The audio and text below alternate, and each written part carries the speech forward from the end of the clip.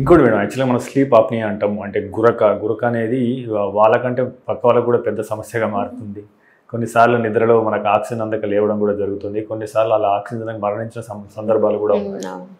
So sleep ఆప్నియాకి సాధారణంగా ENT వైద్యులు వైద్యం చేస్తారు ఎక్కువ. సో బట్ మ్యాక్సియోఫేషియల్‌కు కూడా ఈ స్లీప్ ఆప్నియాకు సంబంధం ఉంది అని చెప్పేసి అంటున్నారు కదా!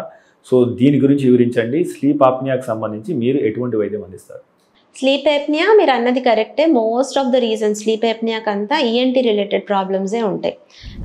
నేజల్ పాలిప్స్ కానీ, డీవియేటెడ్ నేజల్ సెప్టమ్, లేకపోతే ఎడినాయిడ్స్, ఇలాంటివేవో చాలా అబ్స్ట్రక్షన్స్, ఎనటామికల్ అబ్స్ట్రక్షన్స్ చాలా వరకు ఉంటాయి. అయితే దీనికి ఉన్న ఇంకొక రీజన్ ఏంటంటే చిన్న కింద దవడ. కింద దవడకి ఏమవుతుందంటే కింద దవడ లోపల మన నాలికకి సంబంధించిన అటాచ్మెంట్స్ అన్నీ ఉంటాయి. సో ఎప్పుడైతే ఈ కింద దవడ చిన్నగా వెనక్కి ఉందో మనం పడుకున్నప్పుడు ఎయిర్వే స్పేస్ తగ్గిపోతుంది. పోస్టీరియర్ ఎయిర్వే స్పేస్ అంటాం, అది తగ్గిపోతుంది. తగ్గిపోవటం వల్ల గాలి ఆడక నిద్ర మధ్యలో లేవటం, లేకపోతే గురక రావటం, ఇలాంటివన్నీ జరుగుతూ ఉంటాయి.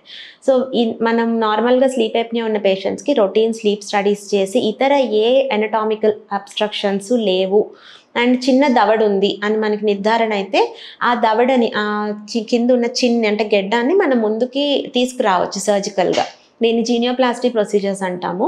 సో మామూలుగా దవడ చిన్నగా ఉంటే మనకి ఫేషియల్ ప్రొఫైల్ కూడా కొంచెం ఓల్డ్గా కనిపిస్తాం, ఏజ్డ్గా అనిపిస్తాం కదా. సో ఈ చిన్ని ముందుకు తీసుకురావటం వల్ల వాళ్ళ ప్రొఫైల్ కరెక్ట్ అవుతుంది, ఫేస్ స్ట్రైట్గా ఉంటుంది, ఈ స్లీప్ ఎప్నియా ప్రాబ్లం కూడా నయమైపోతుంది. మీరు తీసుకునే అదే మందులు, అదే నాణ్యమైన మందులు, కానీ సగం ధరకే.